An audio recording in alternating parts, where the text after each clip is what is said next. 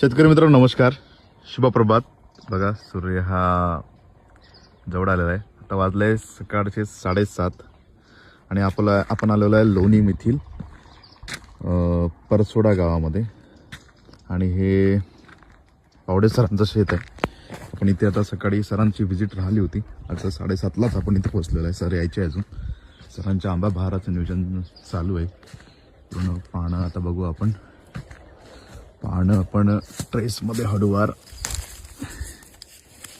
बघू शकता. थोडेफार आलेले आहेत. थोडं शेणखताचं प्रिपरेशन झालेलं आहे आमचं. आणि झाडांची जर कंडिशन बघितली तर या प्रकारात पूर्ण पेठ्यापासून पानं त्याच्यामध्ये आहे. हा जवळपास 800 झाडांचा प्लॉट आहे. हा खोडवा आहे. तुम्हाला समोर पाठा दाखवतो.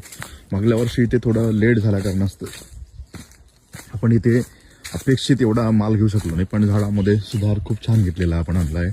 झाडा पूर्ण हे जे खोड आहेत हे पूर्ण काळे पडले होते. आता बघू शकता शेतकरी मित्रांनो, पूर्ण ब्राऊन झालेले आहे आणि क्वालिटी पण एकदम एक्सलंट राहिलेली आहे. सरा ह्या बगीचाला त्रासले होते. ॲक्च्युली आपण इथं खूप मोठा इल्ड नाही घेतला, पण झाडामध्ये जो सुधारणा करून घेतलेली आहे ते खूप छान आहे. आणि सर हे टीचर आहे आणि टीचर असतानाही आपला तो टाईम आहे शेतीला देतात. आणि बघा सरांचा हा दुसरा भाग आहे.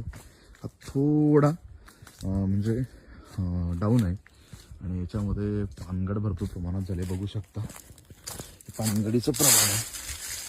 पानगड भरपूर प्रमाणात झाली, पण तरी या वर्षीच्या तुलनेत एवढी भारी जमीन आहे सर. कमीत कमी 15 ते 16 फूट काडीची जमीन आहे आणि तरी पण याच्यामध्ये या कंडिशनमध्ये स्टेबिलेशन आहे. मागल्या वर्षी कुठलंच काही नव्हतं. असं वाटत आहे की आता 100% बाग ह्या वर्षी हा फुटणार. आपण या बागेला आता खत नियोजन चालू केलेलं आहे. या खत नियोजनामध्ये आपण यांना 9-24-24 600 ग्रॅम आणि सल्फर दिलेलं आहे 100 ग्रॅम. कारण हे जमिनीमध्ये थोडी चुनखडीचं प्रमाण आहे आणि थोडं pH पण जास्त आहे.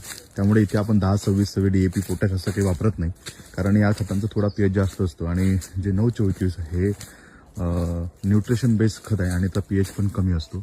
थोडं महागडं आहे, पण त्याची भेटण्याची क्षमता जी आहे खतांची ती चांगल्या प्रमाणात आहे. तर शेतकरी मित्रांनो, अशा प्रकारचा ताण बसत आहे. थोडी कोळशी आली होती बघा, कोळशीचं दिसतंय तुम्हाला. हे तर जे कोळशी येण्याआधीचं इंडिकेटर्स असतात.